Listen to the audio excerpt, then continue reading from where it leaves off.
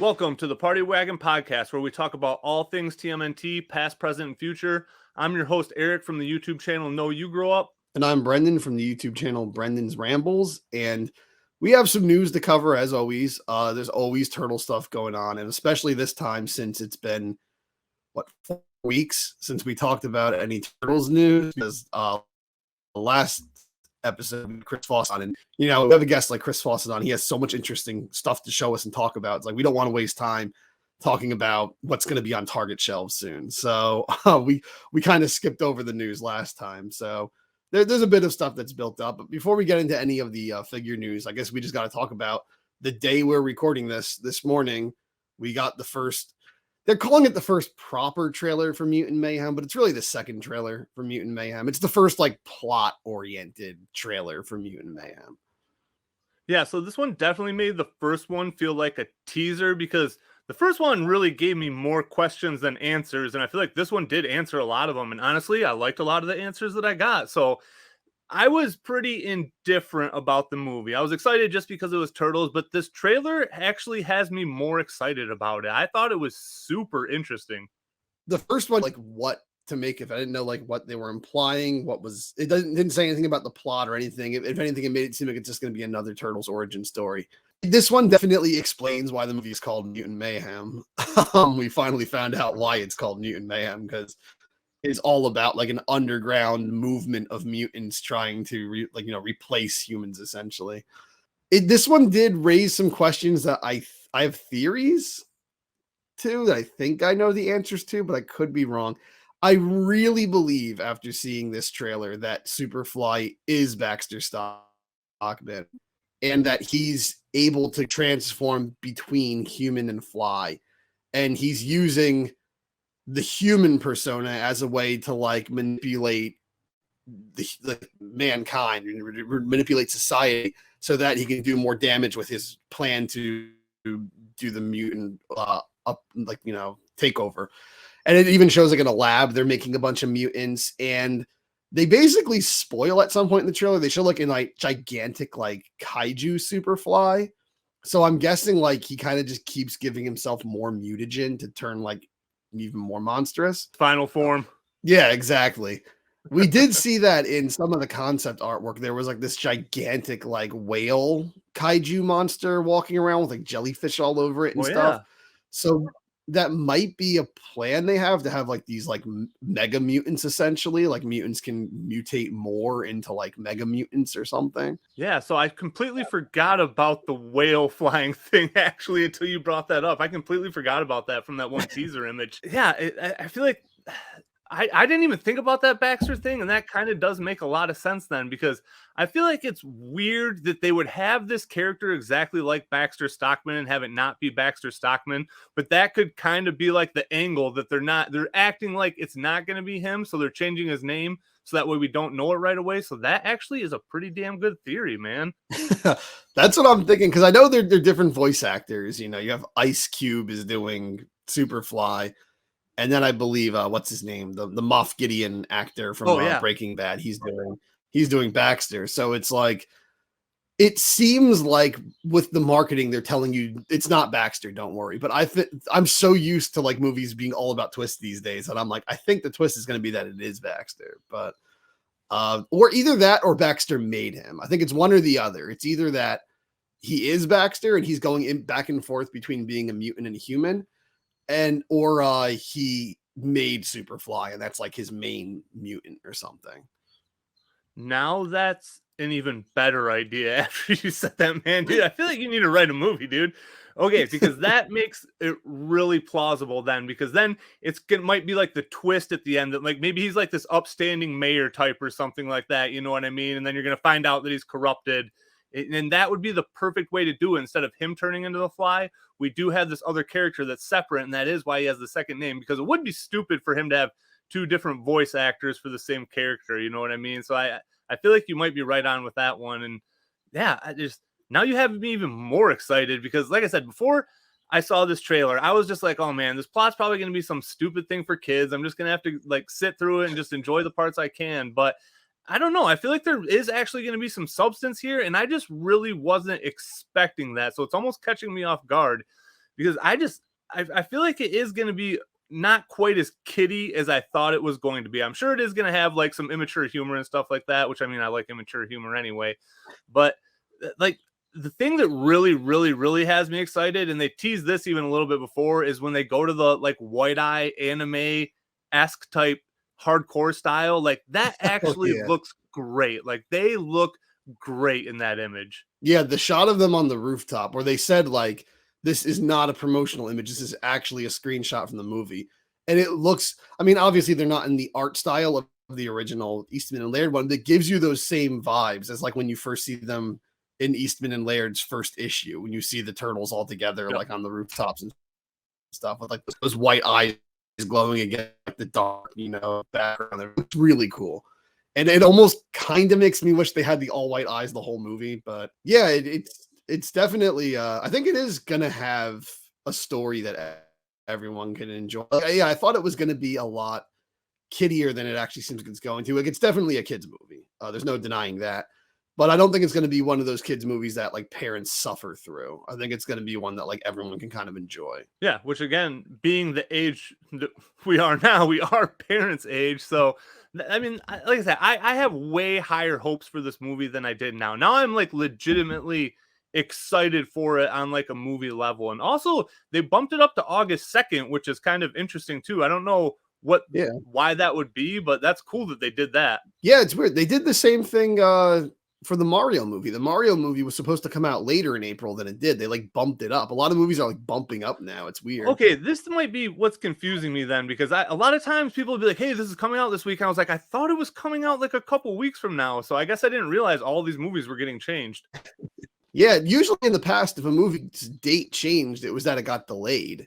But now they're getting bumped up, which I mean, for the Mario movie, that was really smart to bump it up because it was like it had weeks with no competition. Yeah. So I mean, the Mario movie actually just beat Frozen. It's the highest grossing highest grossing animated film of all time. Only Frozen 2 is beating it. That's the only one that's beating it right now. So that's insane. Yeah. So one thing, I don't know how I feel about all of them. We've talked about them before here. And I mean, the turtles themselves are going to be the discussion of this episode later. But there's so many redesigns for so many Turtles characters in this trailer. I don't even know if I caught everyone who was in it, but I will say I saw what I believe to be Scumbug, Mondo Gecko, Wingnut, Ray Fillet, Genghis Frog, Bebop and Rocksteady, obviously. Like there was just so many mutants in that trailer. Some of the redesigns are interesting. Some of them are different. Genghis Frog is like a head. He's just like a tiny little like 1 foot tall frog head, like Kirby, just hands and feet. And it's like I mean, I get they want variety. Like they don't want like you look at the old cast of Turtles characters, and I love them, but like everyone's just this ripped dude. And I guess they want like variety. They want chubby guys, they want short guys, they want tall ones, they want thin ones, they want all that. So I can get why they're doing that, but I still just have to say it's so weird. If you wanted a really short character, why did you get rid of Screw Loose from Wingnut? Like he's short already, but I won't let go of that Screw Loose thing. But the way this is playing up, I feel like the mutations kind of just started. So it might be like some brand new experiments that are going on, because the other thing that I picked up was that it does sound like they're going to try to turn the whole city into mutants. So this might be like the first batch of them that are kind of coming out right now, because clearly the Turtles didn't know there was other mutants up to this point. So I feel like that is something that I kind of thought was going to happen just based off the trailer, because people were surprised to see the Turtles. So I feel like all the other villains hadn't been seen yet. So I definitely see where they're going with that angle. Yeah. Also to support that is like Superfly. He has like one normal sized arm, and then he has like one gigantic like pincher arm. Yeah. So like it looks like they're uneven mutations. I wonder though, because I don't know in this movie if they're going to do the thing that humans can be mutated into animals. It seems like they might just be doing animals mutated into mutants. Or not. Maybe some of the characters were humans. I mean, again, if my Baxter Stockman theory is correct, then like But yeah, it seems like they might do it where like Bebop and Rocksteady were just a normal warthog and rhinoceros mutated. Maybe, I don't know. Yeah, some of the designs I do like. Ray Fillet looked interesting. I like how he's wearing a pair of diver goggles, like as like an eye patch. Just over one, yeah, eye. that was kind of cool. So Paul Rudd, Mondo Gecko's voice, I heard he was doing an Australian accent.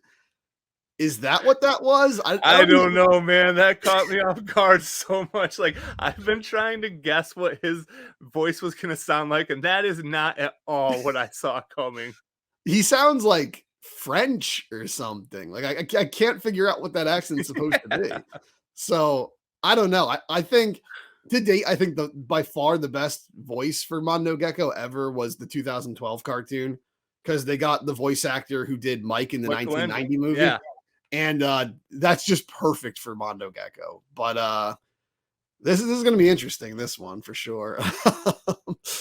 But yeah, they have some crazy designs. I couldn't get a good look at like Wingnut because they were just in the background. He, she, whatever Wingnut is now. I couldn't get a look at them because they were in the background. I don't even know if Leatherhead was in the shot. I couldn't tell. But they show a zoom in on Scumbug though. We got I don't remember seeing Leatherhead, but yeah, I can't remember seeing Leatherhead in that. I could be wrong with maybe it's just because I've seen him before, so he didn't jump out to me like all the new people did. Yeah, same. I'm still very split on a lot of the redesigns. Like, I feel like they just kind of leaned into like the mutant part a little heavy, and like you said, it would make more sense if they were animals turned human as opposed to the other way around, because that would go back to the frog idea where it was probably a small frog that got mutated and just like its head grew or something like that. But yeah, also so in the cartoon, I guess they just had to be around the animals. So did like Shredder rub Bebop and Rocksteady with the warthog and rhino to make sure that's what they turn him into? Was that his plan when he did that? Well, he did. If you remember, they have the roadkill Rodneys actually like go grab those. They lasso the animals and pull them into the hole. So yeah, he had to have like told Bebop and Rocksteady, pet these animals, and because it's the last like living creature you came in contact with. So, which they forgot later in the show, because it's like, well, how the hell is Muckman turn into a pile of garbage? Garbage isn't alive. So right. You think of anything, you would turn into a cockroach or a rat or something. But I'm very interested. I will say I still think a lot of the humor isn't completely my cup of tea. I guess I'm just an old boomer at this point. But some of the jokes made me laugh. What made me laugh was when April's telling him, like Superfly, like he's anyone who's met him, he's killed them. And the turtles are all like, cool. She's like, right? It's not cool. And then Ralph's like, it's a little cool though. Cool. that got a chuckle out of me. But yeah, because that's just the thing that's like really weird. Is typically like, I don't know what it is about having the kid voice actors that just really does change the tone of them. Like, I really do feel like it's kids, you know what I mean? Like, I don't feel like it's kids trying to voice act. I feel like it's kids just talking. Well, I have heard that they purposely have the kids all record in the same room together. That makes sense. Like they didn't like, because most animated movies, because Seth Rogen, I've said I'm not a huge fan of Seth Rogen before, but he seems like he's taking this seriously. So Seth Rogen, I saw he was talking about it. He said like, in when he did Donkey Kong, he just came into like a booth by himself and just recorded some lines and then left and got a paycheck. He's like, he'd rather have them all interacting, so it actually sounds like little boys all bickering at each other and teasing each other and stuff and bouncing off of one another.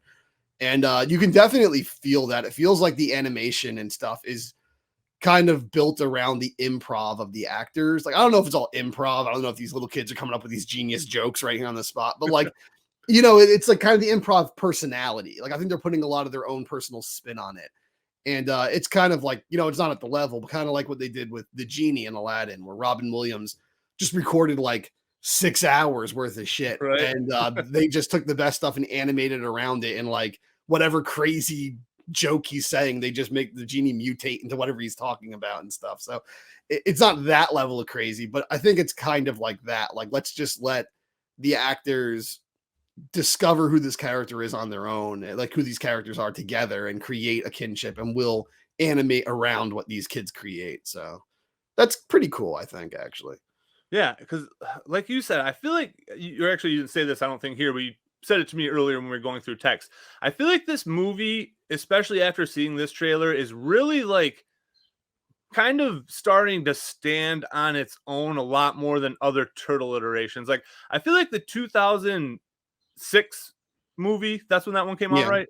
Yeah. 2007, yeah. Or 2007 movie, yeah. I feel like that one is very like derivative of the old Turtles. Same with like Yeah. the 2003 show is like very like they all feel the same to where this one really does have its own vibe, but it doesn't seem to be like as off-putting as Rise was for everybody. Like I feel like I don't know. I feel like I really was underestimating Seth Rogen up to this point, and I'm kind of glad I did because I would rather be shocked in this way than just be like, "Oh yeah, it's gonna be awesome," then have it suck. So, Yeah. but I don't know. He's winning me over. Like He is, yeah. because you just never know what if anybody from Hollywood opens their mouth, you always assume it's a lie. You know what I mean? Like you can never trust what they're gonna say. They're making a movie, of course it's gonna be awesome. Like no one's gonna be like, we're making this movie and it's garbage. But Yeah. I don't know. I was a little bit worried about him doing it, but I feel like he's staying true to his word, and he really is like putting a lot more into this than maybe has some of his past projects.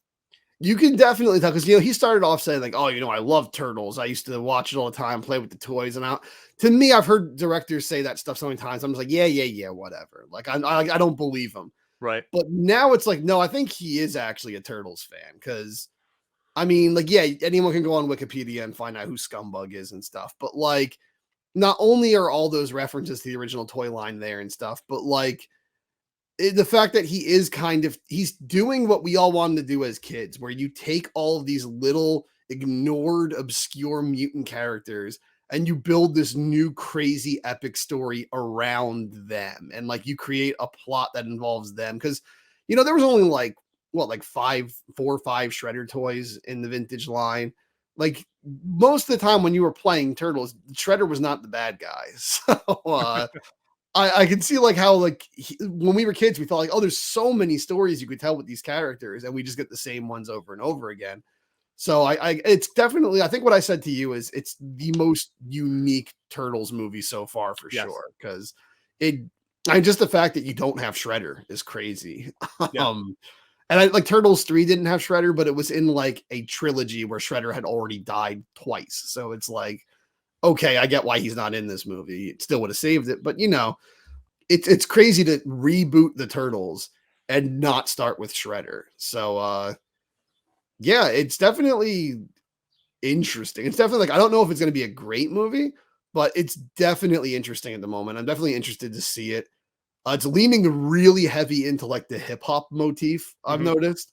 Like it just seems like they're really going into like the Seth Rogen's really into 90s hip hop, I'm pretty sure. I was gonna say like retro hip hop scene. Yeah. It kind of seems like what they're trying to go with, like the whole theme of the movie. Yeah, it looks cool though. I'm optimistic. I'm hopefully optimistic. I'm hoping this is a great movie.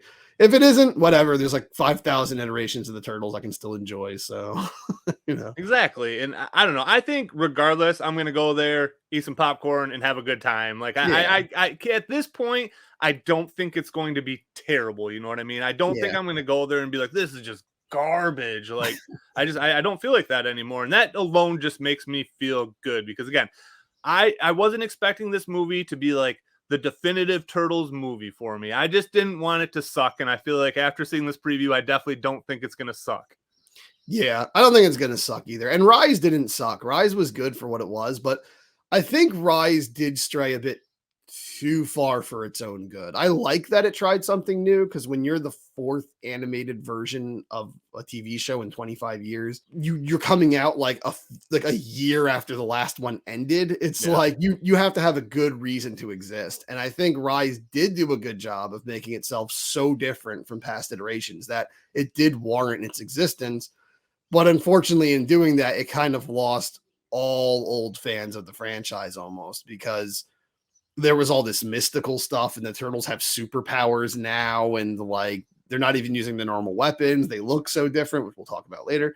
There's just like, it's just a total reimagining. There's Shredder didn't even appear until the end of the show. And he's like a demon suit of armor, and Krang didn't show up until like years after the series was done in a spinoff movie, and Casey Jones didn't show up until then, and like all these like staple characters, no Bebop and Rocksteady, they had mutants, but there was no recurring mutants. It was all new ones like Hypnopotamus and Repo Mantis and stuff. So I think it was just so different. And the fact it was like those short little like 10-minute episodes, and most of them were like way more comedic than even the 87 show was. Even though I think it is a great cartoon, I do think it just like, it was so original and so off-brand that it kind of didn't lure people in with the same appeal that past iterations did. Like people who are looking for something like Teenage Mutant Ninja Turtles didn't really go to Rise. Like they were kind of content with what they got for 2012 and moved on, kind of. So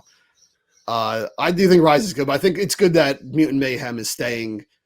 It's very different, but it's staying closer still. It's still, you know, got all the main characters. Well, not all the main characters, but a lot of the main characters you expect. There's Baxter Stockman, who I know he was like a kid in Rise. He was in at one point.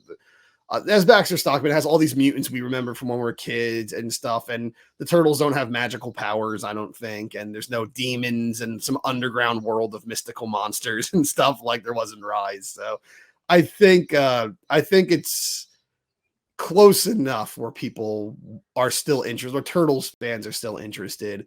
And it's enough on brand. Like they're all using the weapons, you know, they look like the old action figure weapons, and which is actually cool. I'll get to that in a second. But so I think it's close enough, and it's just a bigger production. It's a big Hollywood movie made by Seth Rogen. So like a lot more people are going to hear about it, where I think Rise it was almost like the Wii U of Teenage Mutant Ninja Turtles. Like I think a lot of people just didn't even know it existed. Like they had no idea Rise. Yeah, I mean, it was kind of under my radar, honestly. Like if it wasn't for the toy aisle, I wouldn't have really known it was going, because I never really watched Nickelodeon anymore.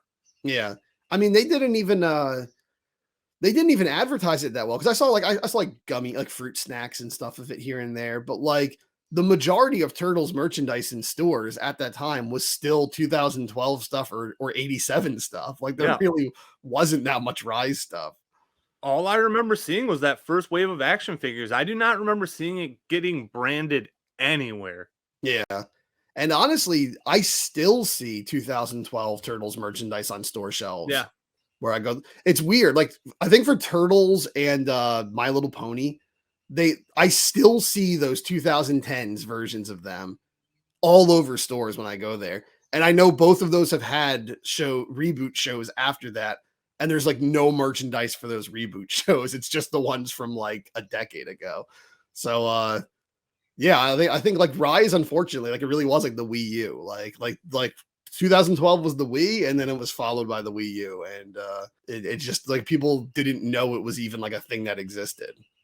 Yeah, like you hit it pretty well. Like I don't feel like they did enough to pay homage to the older series. And again, you don't have to be carbon copies, but I feel like that's why, because they are very comparable. I feel like this movie and Rise are very good things to compare, because they're both kind of origin, like pre-Turtle stories, basically. Like typically we come in, the earliest is their first time, and again, it is their first mission out, but like in the comics, they were like seasoned before they went out for their first fight. In the first movie, they were pretty seasoned before. Same with the first animated series. I feel like Seth's doing a really good job of putting those Easter eggs out there too, because I haven't watched a lot of things, but they are doing a lot of Easter eggs in this movie, where it be like, I'm pretty sure one of the buildings is called like Laird's or something like that. And I can't remember. Somebody showed some graffiti today. I can't remember what it said. I can't remember if it was Eastman or what it was, but they're doing a lot of stuff like that. And I feel like Rise didn't really try to do anything to even just people watching that like the old series, just anything to be like, hey, like that reminds me of the old show. I feel like it just was too alienating, too different. And even if it was good, it just wasn't going to be accepted by the general Turtles community. Yeah, definitely. The only Easter eggs I can remember, I'm sure there was a little more, but the only ones I can remember is there was one called like the Turtle Games or something, where like they play these like competition, like Olympics games in the sewer one day when they're bored together. And then like a pile of like sports equipment. You have like Casey Jones's hockey mask was there. And then there's a part later on, like near the end of the show, where they're talking about, well, we're going to make all these evil mutants. And there's a shot that shows like Bebop, Rocksteady, and that's the one that has like Half Court in it and all this stuff. And so like there's those two shots is all I really remember as like shout outs to older Turtle stuff. It's so weird that of all things, Half Court made it into Rise, but I'm still mad he never was in, because that design was so cool. He looked like Patrick Ewing from the Knicks, but he was like a giraffe. Right? It was such a cool. I was like, man, if that toy comes out, I'm buying that toy, but never did. Yeah, so I think one of the things though about Mutant Mayhem, I said I'd get back to in a bit. Well, the toys are going to be showing up soon. There's been a ton shown off. And before we talk about the action figures real quick, there's like these role play toys that are like their weapons that I guess are going to go along with like Halloween costumes. They look incredible though. They look like someone took the old like 88 toy weapons. They're that same like brownish orangish color with like, you know, obviously fully painted though. And they're just like upped a little bit to like be like a little like plussed a little bit to have a bit more of that stylization, that edgy style that the movie has. I think like Mikey's is probably the most different. There's like graffiti all over his nunchucks, but they look really cool. I'm probably just going to buy those and like hang them up on my wall. They look awesome. Like even if the movie's not good, it's like, whatever, this could be any version of the Turtles. So, right.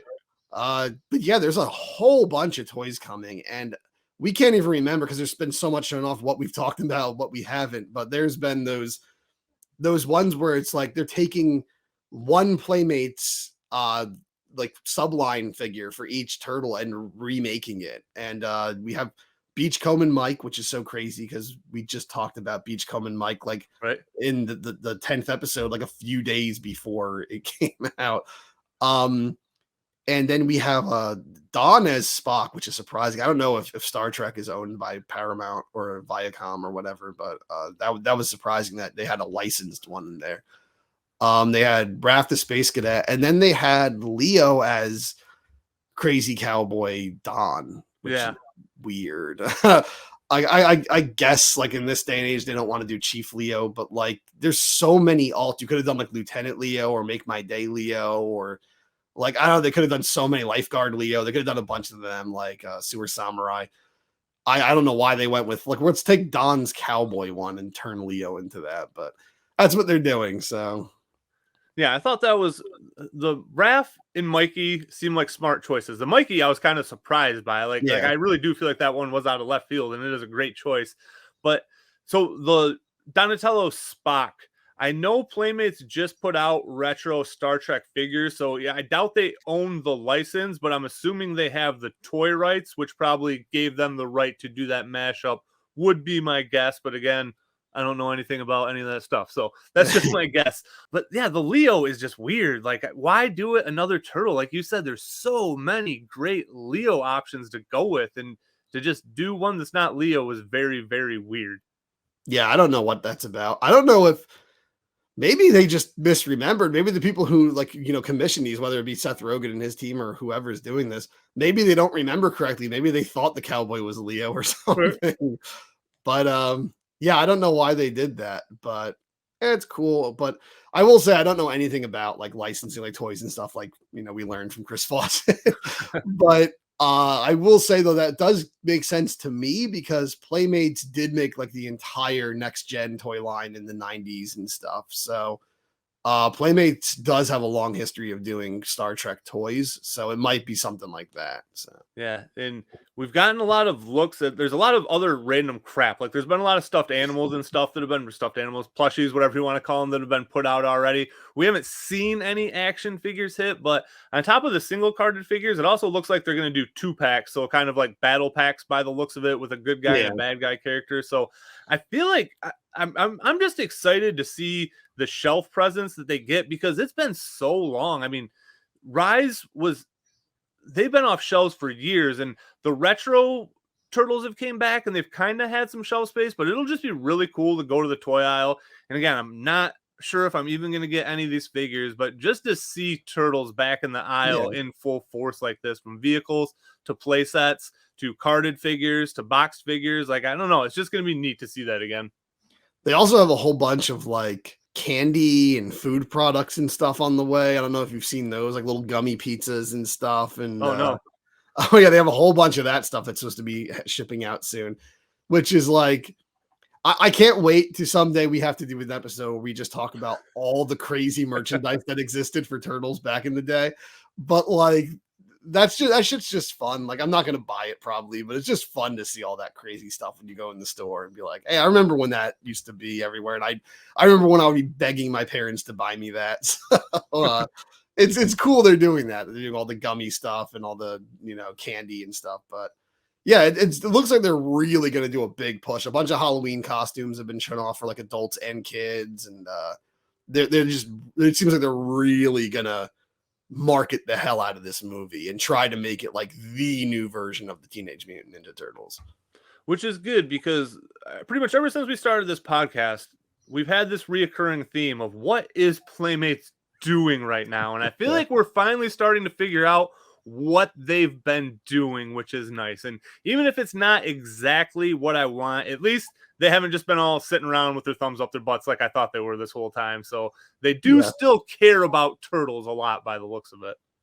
I mean, they have to. That's their bread and butter. That's like their foundation is Turtles. So it's like, if they didn't care about Turtles, it's like, well, what the hell are you expecting to exist on? But no, I'm glad to see it though. I am glad to see that they're going all in, because what we learned from Chris Fawcett is like Viacom doesn't have to let Playmates make all the merchandise. They can go to anyone they want, apparently.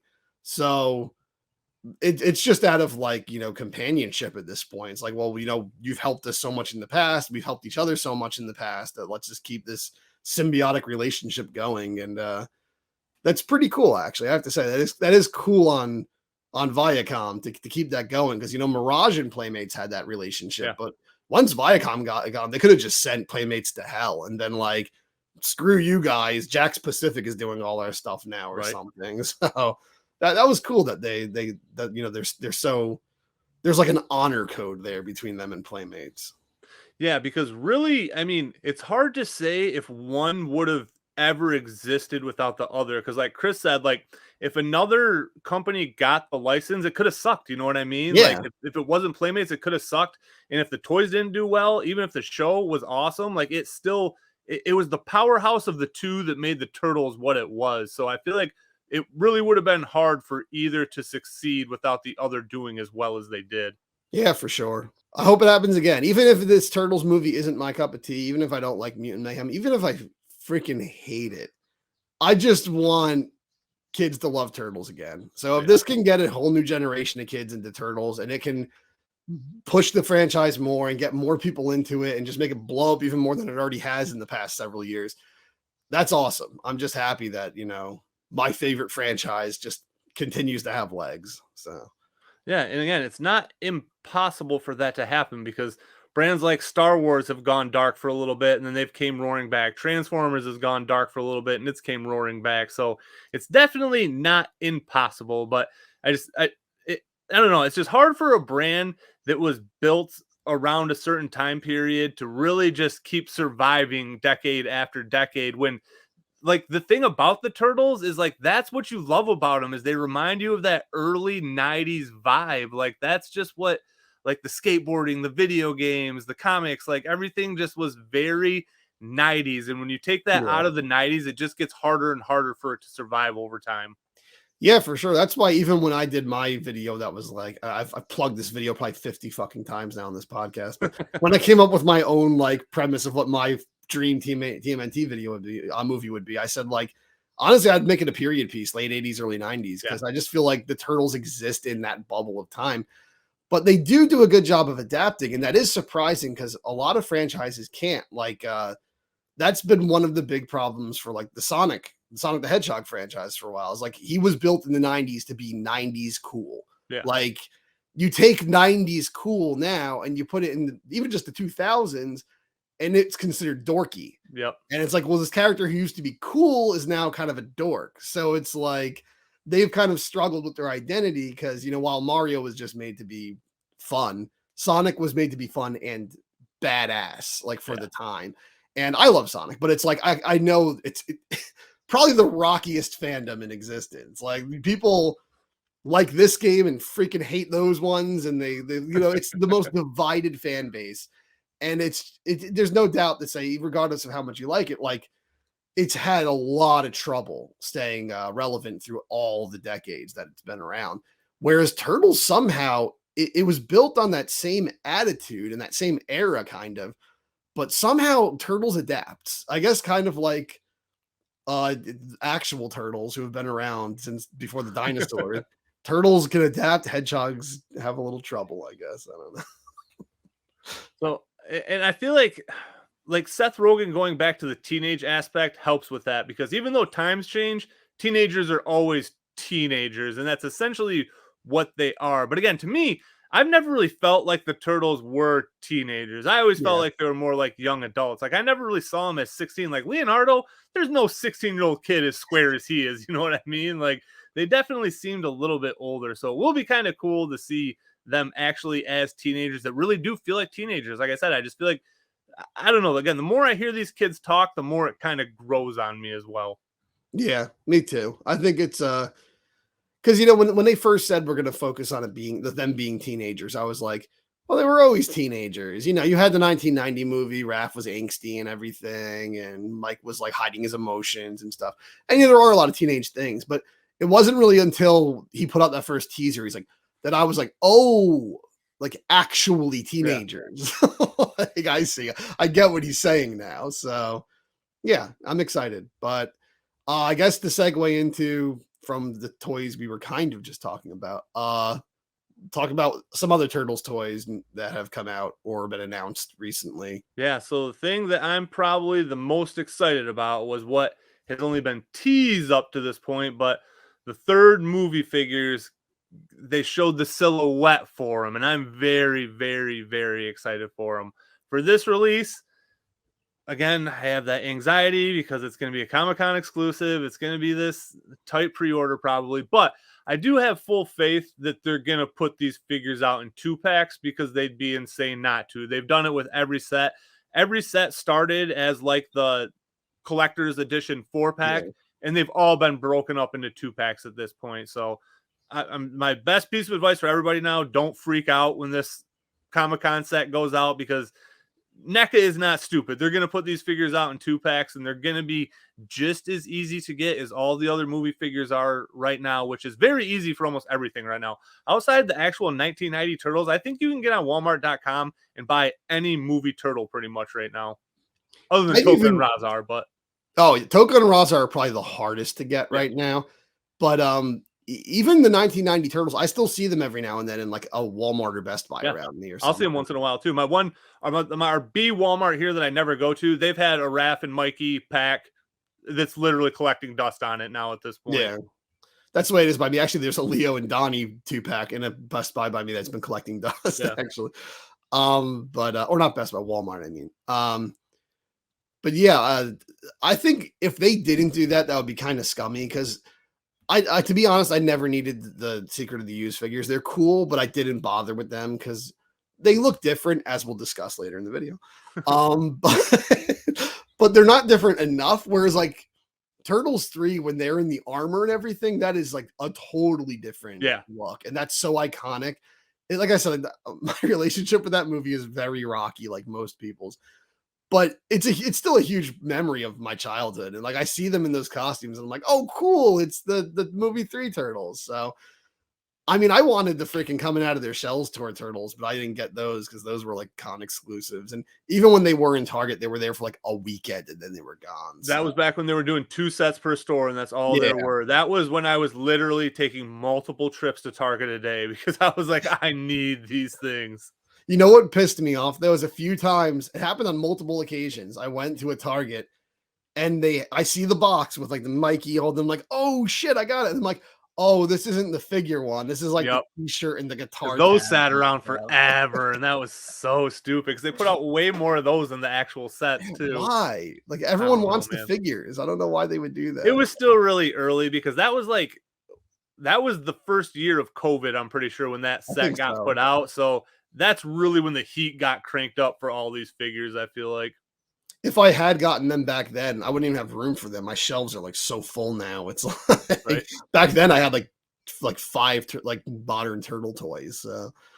One thing I do want to say about this third movie set, though, is the thing that's kind of driving me a little nuts is all of a sudden, all these people are talking about how much they love the third Turtles movie, and that has not been the rhetoric at all before this set was announced. So I don't know who's jumping on this bandwagon here, but I am old school not hating this movie.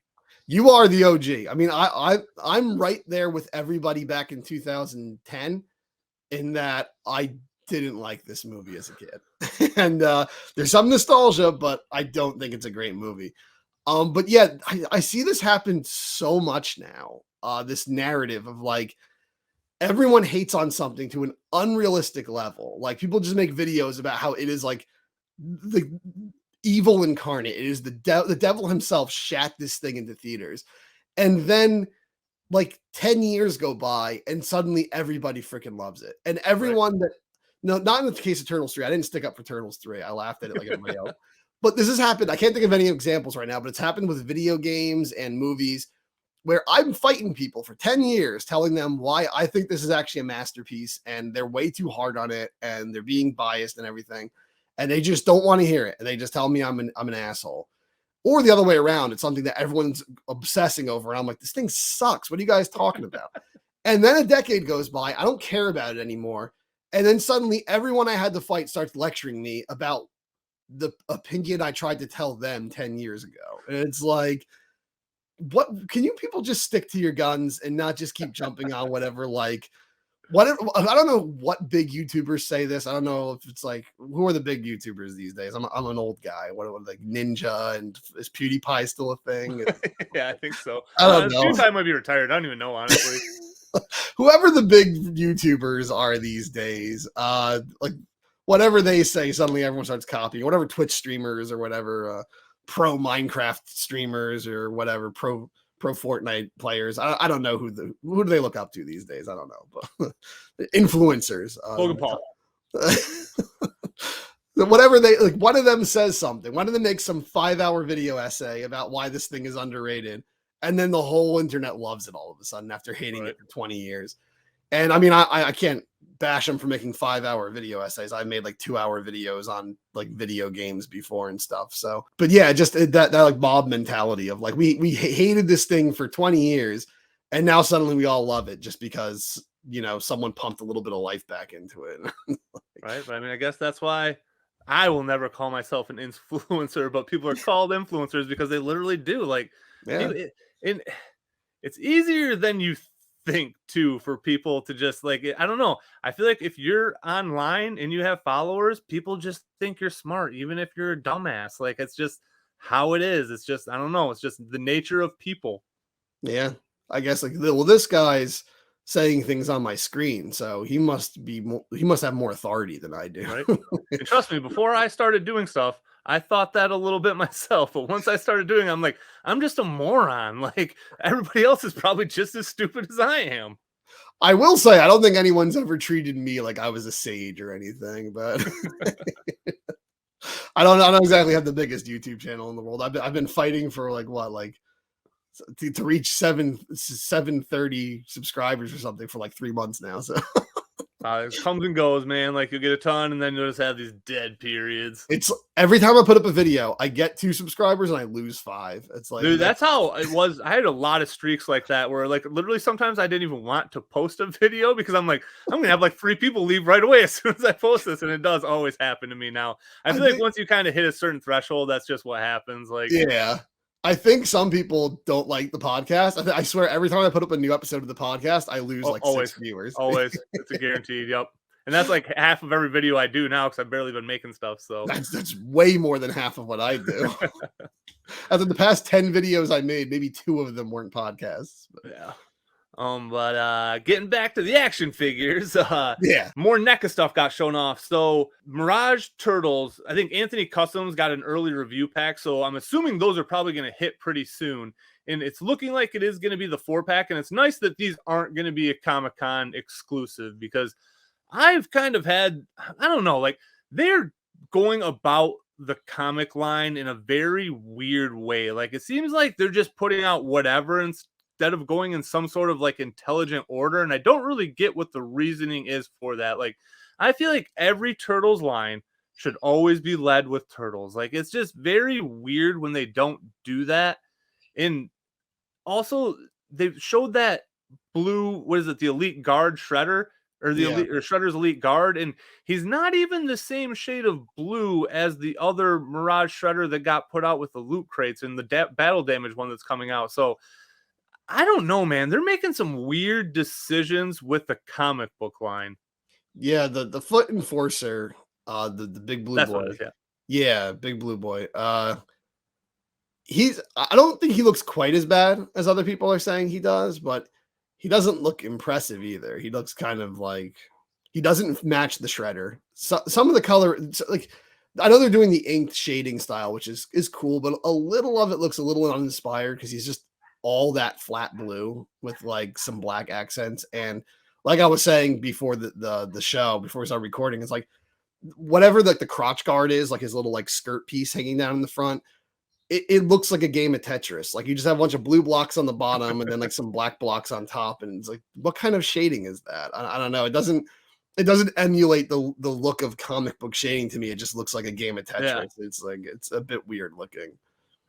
And it always seems like, I don't know, it seems like they just basically shifted their like afterthought line from the video game line to the Mirage line. Yeah, like they're doing some cool stuff. Like the Triceraton looks amazing. I still haven't gotten that guy yet, but that figure looks amazing. So there are some damn cool figures, but I don't know. It just seems like after the movie line and the tune line, like whatever else they're working on really just is on the back burner. And like, I don't know. It just seems like it doesn't even almost seem like there's a brand manager for that one. You know what I mean? It just seems like they're like, oh, whatever sculpt's done, we're just going to put that figure out next. So yeah, it definitely feels like that. The Mirage line is just weird because like they'll put out a figure, they'll put out like figures completely randomly for Mirage, and then like when they do, they'll put out like an alt like a week later that's like a different color and stuff. Like there was like a Renae alt like immediately, like the red one and the blue one, and like they just do that kind of stuff like immediately with Mirage. It really just seems like they just put out whatever the hell they have ready.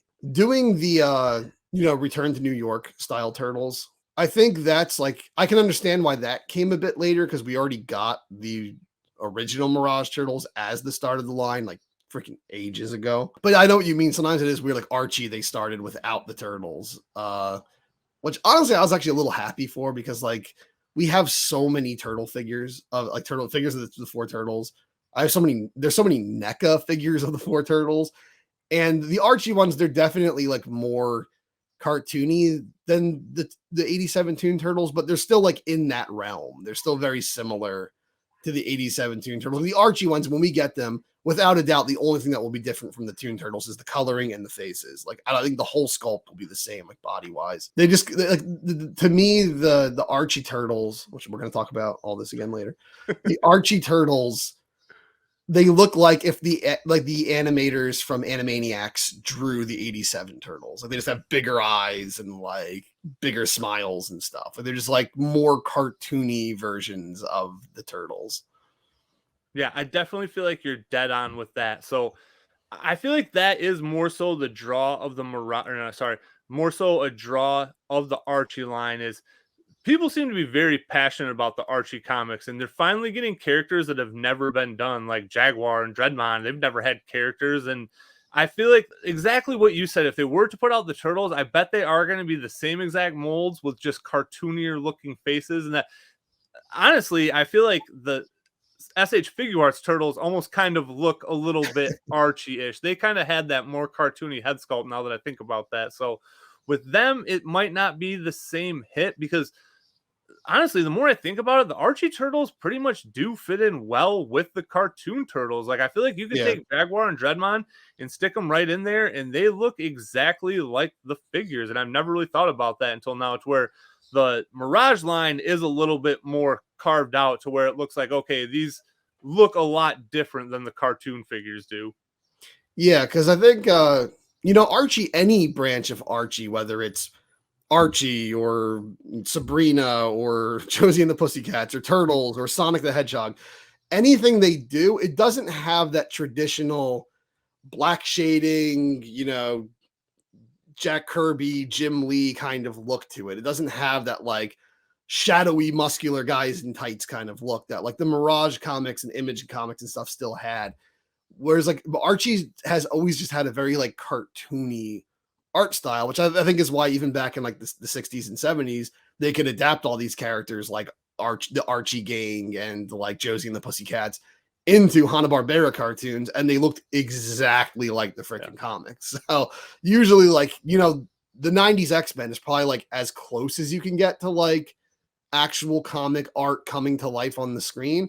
But even then it's very different. It's much more colorful. There's way less black shading and everything and stuff. So I just think that like the Archie comics look more like the art you would see in like a 90s Saturday morning cartoon like Ninja Turtles or something, or Animaniacs or something, rather than, you know, like gritty comic book. So I think they do fit in with the toon line really well. There's a bit more like heavy black line work on the Archie ones, but I have my Dreadmon Slash and Man Ray. I don't have Jaguar yet. I'm still looking for him. I have them like on their own shelf, but if I threw them with the toon ones, you wouldn't even know they don't belong there because they look like they just fit right in. So, but yeah, if I put Zog right there though, like I don't have him, but if I put him there, he's gonna stand out hard. Yeah, he's gonna stand out a little bit.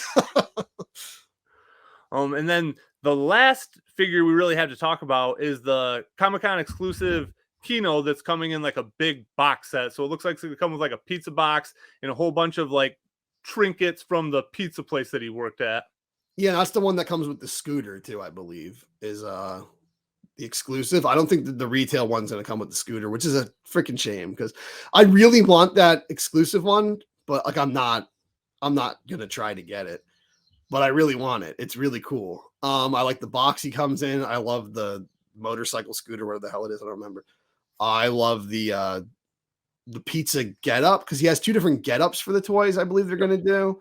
So I'm actually really not looking forward to the retail one. I was looking forward to the one that's the exclusive because that's how he looks at the very beginning of the movie when we first meet him and everything. So I really hope that one does come to retail at some point, but I don't. So I'm assuming it will, and I bet you're right. I bet it'll be the same situation that they did with April, where the exclusive has the raincoat, and then the other one is the same exact thing, just minus the raincoat. And I bet that's what it'll be, is the same exact figure, probably minus a couple different accessories, and then the scooter. Because is the second version you're referring to the foot soldier one? I believe that's the other one. Yeah. So I can't imagine they'd only come with that one at retail. I feel like they're gonna definitely do the regular like pizza delivery boy version in a single pack without the scooter would be my guess. Yeah, without the red and white jacket and stuff, like he's Captain N or something. Without that, I just it's not Kino to me. Like I don't know, like it's Kino, but like you can put anyone in like a foot soldier outfit. Like I want Kino. I want like you know when I first watched Turtles 2. He instantly is like, okay, this is the guy we're following. This is the main character kind of until the turtles show up. So it's like, that's what I want. I don't the same way, like, you know, if I were to get, you know, movie one, Raphael, I don't want to get him laying passed out in the bathtub. I want to get like, you know, the one we know, the badass one that we all know. So it's like, you can do variations of all the characters, but I want the most iconic one, I guess. Yeah, I definitely think you're dead on with that one because that's exactly the Kino that I would want. Honestly, I'll probably get the foot soldier one, but like you said, I really don't need that one at this point. If I have the other one, I'd much rather have the other one. I really want that scooter too, though. It looks awesome because it's like it has like such like an 80s aesthetic, like 80s, like you know, motorcycle look. And it's like wouldn't like I would use it for Kino, but you don't even have to. You could do so much. Like if you were a photographer, you could do so much with that little thing. So that thing's really cool because it's not generic. It's very iconic, especially since it's so, you know, it so strongly represents that time period, the way it looks. But it is kind of generic in that it's not like, you know, the turtle van or something. It's just a bike. So like anyone could really ride it as long as you're going for that like late 80s, early 90s aesthetic with your toys. So yeah. Only other thing I can say with NECA is I've heard that Phantom of the Opera Casey from the Universal Monsters line is hitting shelves some places. I haven't seen him yet, but apparently he's hitting shelves and I'll get him because Universal Monsters, but I'm not like overly hyped for that one. Yeah, and I'm still probably gonna pass. I still haven't even gotten the other two turtles yet. I haven't seen the Leo seems to be the one that was at retail far and away the least. I see the Mikey and the Raph all the time, but I never really see Hunchback Leo anywhere. And I still don't even know if I've seen a Donnie on a shelf yet either. Yeah, I see Mike and April seem to be the ones who came around. Yeah, April and Splinter, I guess. I've seen April and Splinter too, but I'm not gonna get either of those figures. The ones that came out in fall for like the fall thing they did, they've been everywhere. Leo was definitely, I'm lucky I found Leo when I did, because he has been the rarest. I've seen him here and there, but he is the rarest. And they're all readily available online too, you know what I mean? But that's one of the lines where it's like, I'm not going to pre-order it. If I see it in stores and I open up that box, I'm like, I need this figure, I'll do it. But that's not one that I would probably pre-order. Same with the Mirage stuff. I haven't pre-ordered any of the Mirage stuff. Everything I've gotten, I've found in stores. Yeah, that's I don't know. I've rarely done online ordering. I think I did for a few of the Toon figures. And with Toon, I'll do it every time just because it saves me that hassle. So Toon, I do the hunt. I don't know why, because the hunt bums me out so much. But I've done it for the Toon line multiple times. I've done it for Super 7, obviously, a million times. But I've never done it for like movie figure. Oh no, that's not true. I did it for Razar and Toka, but any other movie figures, I never did it. I still haven't found Invisible Donnie. I'm still waiting for Invisible Man Donnie, because that one actually looks really cool, but I haven't seen him in stores yet. I swear you'd think New Jersey would get stuff earlier. New Jersey, for some reason, gets action figures, at least NECA stuff, like later than everyone else, because I always see these groups online, they're posting like, you know, out in like Minnesota and stuff. They're like, oh, we're already getting this guy. And then like 2 months later, it shows up in my stores. So like, right. You'd think there'd be one plus to living in New Jersey. Nope, nothing for you. This is April O'Neil, Channel 6 News, and you're watching the Party Wagon Podcast.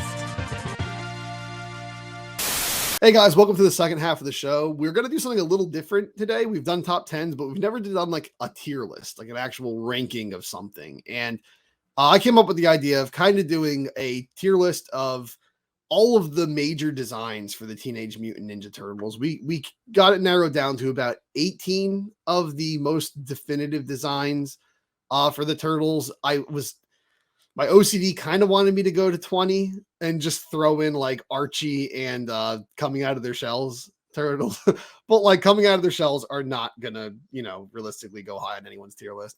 And Archie, although it is different, as I said before in the last segment, I just feel it's so close to the 87 designs that I figured they're kind of just in there with them. So we came up with 18 of what we think are the most definitive designs of the Turtles. And we're going to go through them, you know, go through this whole thing and try to rank each of them. But the interesting thing is we're probably not going to agree on some of these. So there's going to be a little bit of turbulence. But yeah, let's just get this going, I guess. I'm going to have to look over here to, you know, do this. So I might be turning away from the screen a little bit, but I'm still here. Don't worry. So if you're just listening to the audio version, it doesn't even matter to you. Yeah, you can still, well, we're going to explain it good enough so you'll know what the hell we're doing. Yeah, you can keep track at home on a piece of paper if you'd like. Yeah, if you're that dedicated. First off one, the original Eastman and Laird issue 1, original like run of issues, Mirage Comics Turtles, classic Turtles. Where do we think these guys go? All right, so it's definitely going to be between A and S for me. Definitely a hard A. I kind of agree with this. It's a hard A. I think they're super iconic. The designs that inspired all the rest of these designs. But I don't think they're the top best designs. Neither do I. I think that's actually a pretty easy one. I do like the original versions when I think of the comics. Like, there definitely are my favorite comic version for sure.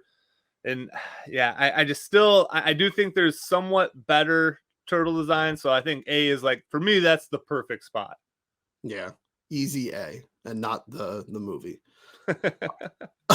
Okay, now we have, which we were just speaking about, NECA's doing the figures now. The later Mirage designs, the Return to New York arc designs, where they kind of got a lot bigger and boxier and buffer. They kind of look a lot manlier than the original Turtles. So the original Turtles look a lot more like Turtles. But then we have these ones where they're just very blocky. What are your thoughts on these turtles? So honestly, I'm still thinking A here. It's not as hard of an A for me, but I still feel like these are really great designs. Like they definitely, if you look at these, you're gonna be like, okay, those are very iconic turtles. But I don't know. It's definitely either A or B. My gut says A, but I definitely don't feel like they're quite as cool to me as like the first few issues turtles are. I definitely don't think they're anywhere near as cool as the first few issues. I like them. They're good designs. They're a little stock though. They're a little generic, like generic superhero-y, I think. Their builds are very generic superhero-ish. They're just like, big barrel-chested men. Right? And the blockheads and all, I was never a huge fan on. For me personally, I'd probably say either B or C is what I'm thinking for them. Because okay, so I think that easily puts them in a B then, if that's where we're, because we can almost say that'll split the difference. My hard gut was B. Yeah. But I feel like if you wanted to put them in C, I might have to argue with you a little bit there. So Okay. I think B is a good split the difference right there. I see them as low B, like late B. Okay, yeah, we'll give them a B minus then. Okay, for now, and these can change as we go on with the list. If we start, moving some of these guys into the list later, and we're like, oh wait, we were way too hard on those ones, we can always move them. So yeah, here's a big one: 1987 Fred Wolf cartoon, Teenage Mutant Ninja Turtles. All right, for me, I'm gonna have to say a hard A. I'm going to say an A also. And Okay. I know we love the 87 cartoon. That's our turtles. And they're fantastic designs. But I don't think they're quite S. I definitely don't think they're S. They're definitely my favorite of the animated series. And you got a lot of iconic stuff with this. So you got the different bandanas. And I guess that kind of came with the figures too. But technically the cartoon came out first. You got the belts with their letters on them and stuff like that. So there's a lot of iconic stuff going on here, and I feel like the nostalgia is playing a very large factor for me as well. But I love these designs. I really don't have a lot of nitpick in them. Could they be a little bit edgier and cooler? Yeah, I think that's what would give them the nod to the S tier for me. But I think A tier is perfectly suitable for me. Yeah, I agree. I think they're definitely great for what they are. Because before that, we didn't really have like fun kid friendly turtles. They were all kind of just badass, so they kind of defined the fun goofy style of the turtles. I mean, if you look at these ones near the end, like not Last Ronin, but you look at like Mutant Mayhem and Rise and 2012, and they all have this goofy kind of cute charm to them that I don't think the turtles ever would have had it not been for the 87 design. So they might not be the coolest designs, but I think they're probably some of the best like cartoony designs of the turtles. But since we're putting them in A tier, now we have to decide, are they higher than the Mirage Turtles or are they lower than the Mirage Turtles? My nostalgia is saying I like them more, but I don't know if they're actually better designs than That's exactly what I'm thinking as well. I think nostalgia is playing the biggest part for me. And if I were to objectively decide which design is better, I think I objectively think the comic designs are a little bit better to me. My nostalgia is like choking me right now. I love those designs, but I do think the Mirage ones are more influential, more innovative, and just, I guess, more timeless. I don't know, actually, because there is something to be said for the 87 Turtles designs, that they have gotten more merchandise, even in modern times, than any other version of the Turtles. I think it's easily the most iconic designs, far and away, for sure. I think I'll agree with you. I'll put them right behind Mirage. Okay. So these guys, they're going right there for now. Right. 88. You can change this, but for me, hard S. Yeah, 88. That's where I had those going for sure.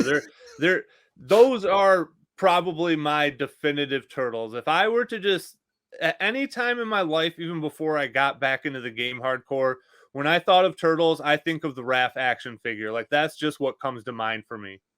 Yeah, it's just, for me, it's like I don't have to think about it. possibly my favorite designs for the turtles. Spoiler for the tier list. They're possibly my favorite designs for the turtles ever. Possibly.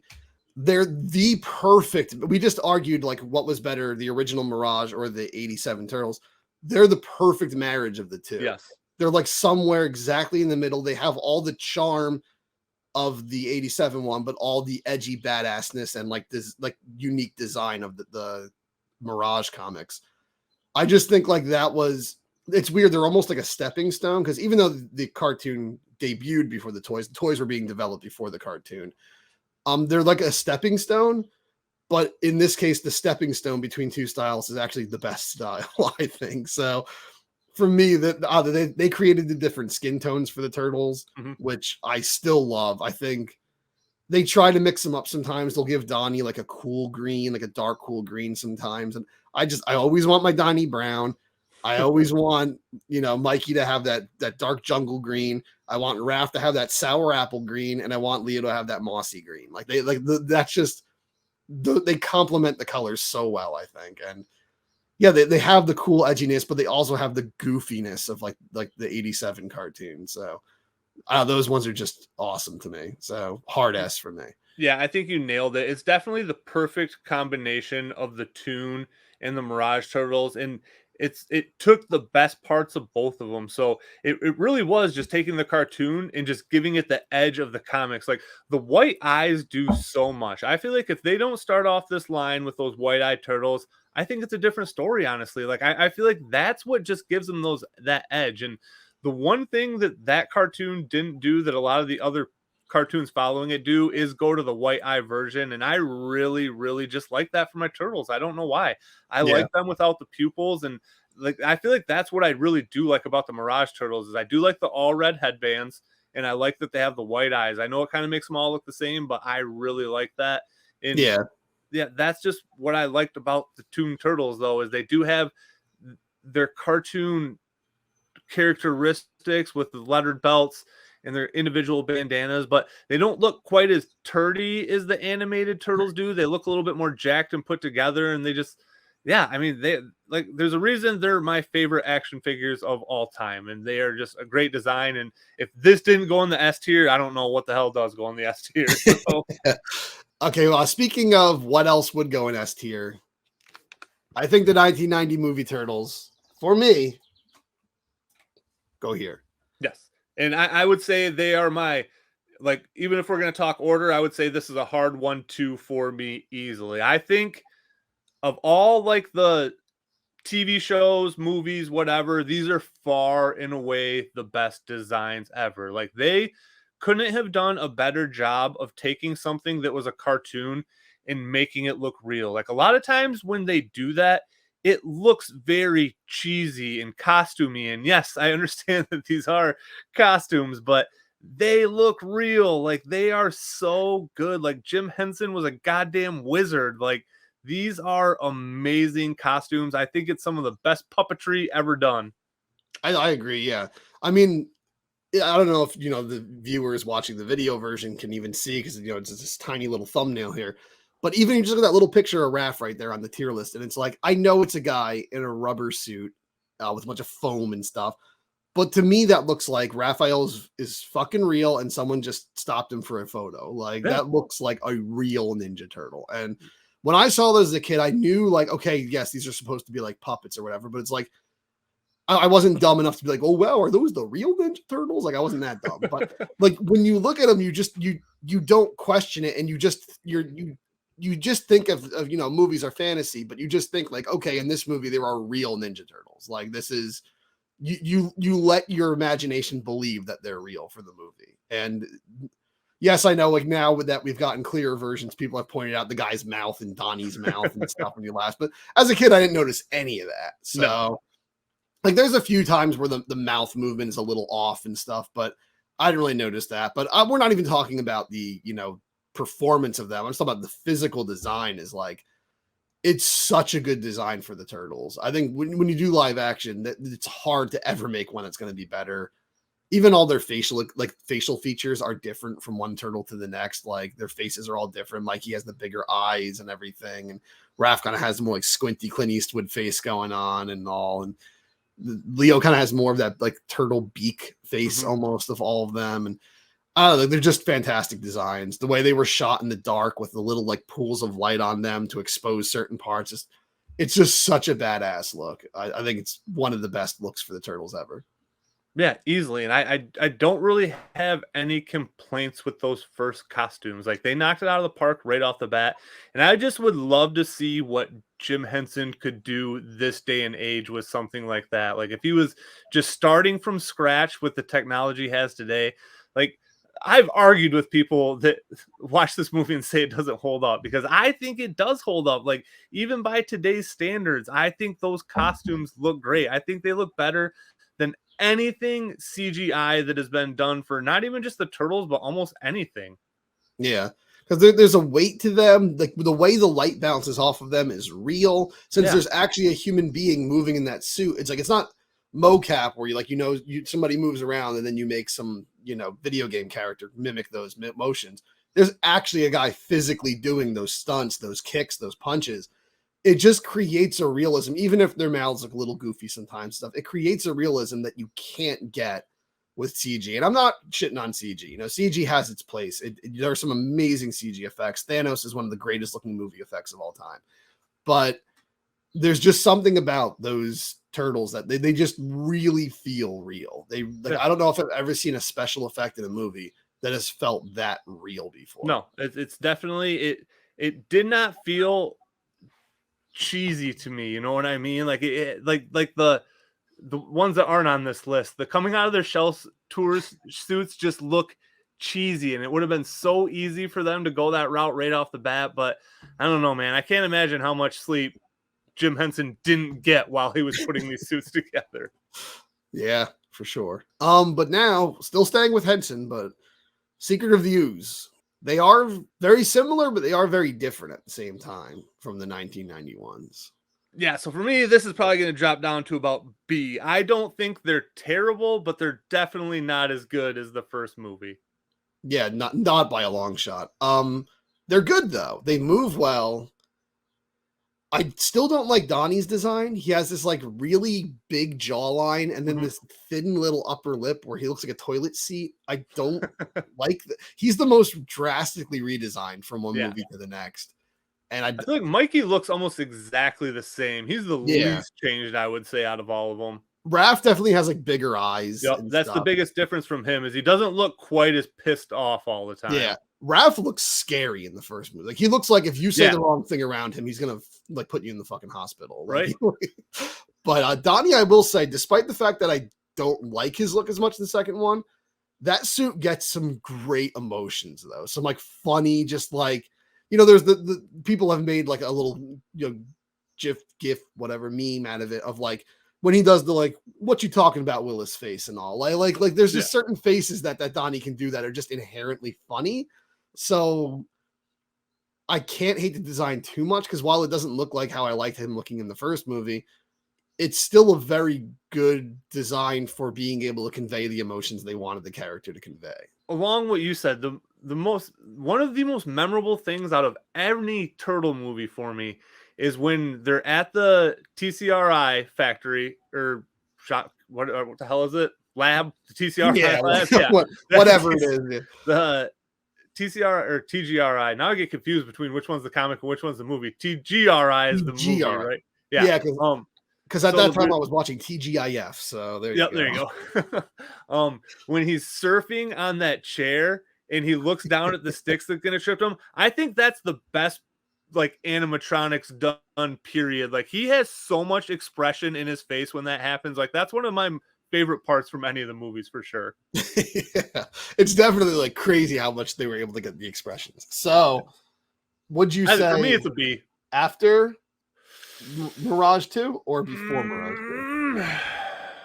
I would personally put it before because I mean I was going to be okay with that. Yeah, I'm okay with that. I was going to put Return to New York and C. So okay, yeah, that's fair. But now the big one, Turtles 3. Now we did some praising these designs at the first half of this show today, but I would definitely not say they are one of the best. No, I mean for me, it's almost going to be a hard D, and I mean possibly an F contender compared to everything, honestly. I mean, I'm probably, for me, I'd say hard D. You always were a fan of Turtles 3. You have a hard D for Turtles 3. Yeah, I'm gonna say D. Yeah, because I'm also just talking about the Turtles design, I guess. They're not in the samurai get up the whole movie. So like they look cooler in the armor, but that's not the core design of the characters. Like for the action figures, I was basically implying like, I mean, any version of them, how they look across all the toy line, basically, except for when they have the pupils, like wacky action and stuff. But I have no arguments there. D. Okay. Not great. So we have D labeled as not great. So I wouldn't say they're awful, but I would say they're definitely not great. Image. So I'm going to put Image one step ahead of the Return to New York Turtles. Really? I think I really like the way Eric Larson, and I know he only did the inking, and I think he did the covers for the first few issues, but he kind of like, I think he started that design to where they look like that. And I'm pretty sure, if I'm not, I don't know if I'm wrong on this, but I think he's the one that started doing the whirling nunchuck with Michelangelo Image first. I'm pretty sure he was the first one to do that, where they constantly look like they were spinning. And that's like one of my favorite cartoon effect or comic book effects ever. Yeah, because they did it in the cartoons, but I guess you mean like in the comics. Yeah. I'm not too crazy about these designs. I'm going to be honest. To me, they're so hulked out. Like I like my Turtles. The Image attitude, man. Like that's just what everything Image was. They look like Spawn characters. And like I like my Turtles ripped, but this is just like, these turtles look like they will eat you for breakfast. Like they just look, they don't even look like nice guys. They look like assholes. Like I'm going to be honest. Like they look terrifying. I would not sleep at night if I knew these things were living in my sewers. They're so big and their mouths are just so like, they just always have that like that evil look on their face. And like, they just, for me, I don't know. Like they took the edginess a bit too far, and I get it's Image. I guess I know that's what they do, but for me, I would put them in C personally. Okay, I mean, I feel like that'll end up putting them in a hard C then, because I'm not gonna really argue hard for them into a B. I like them, but I can understand where you're coming from too, to where they are just too imagey. And again, I'm a big fan of all those guys, so I definitely know I have bias there. So I feel like C is a solid fit for those guys. Okay. I think we got our first F. My eyeballs don't work here. Yes, easy F. Easily.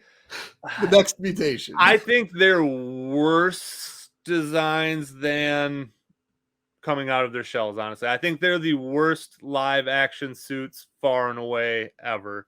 I agree. I think people always make fun of the coming out of their shells tour ones, and yeah, they're not great. But I honestly, I never found them that creepy. People talk about how creepy they are. I don't find them that creepy. It's all the eyeballs. That's really what it is. They just really have those Chuck E. Cheese eyeballs. They do, but at least like they were at a distance in the performance, and they were made simply so that like human beings could do like just be bouncing around all night live in these suits. Like, because in the 1990 movie, they record like 5 minutes, then they rip the head off, and the guy has to sweat a gallon of water. So it's like, so coming out of the shell store, these guys had to be doing this all night. And I'm sure they went in between songs, in between the takes, they had to take the heads off and stuff. But, they had to be like able to perform for a long time in these suits. There's no excuse for Next Mutation looking that bad, because that's a studio project, and they look so scary. Like those are the ones that I guess because they can move a little better than the coming out of their shells tour ones, that they look a little more alive, that it makes them even more terrifying. That like, I just look at Raph's face there. He's like, ooh, he's just like, right. He looks kind of like Barney almost, actually. Like it's like Barney's face on like a roided up turtle. And they tried so hard to make them look unique with like the shredded bandana all over like thing. It looks like it has like flower petals on his bandana, the way they did it. And they have like the way their shells are, they're all like weirdly cut, like all sharp and stuff and muscular. And Venus is a nightmare. And Yeah, that's when they started. Actually, this is the first time I know of where they started doing the pirate bandana for some of the turtles. It's gotta be other than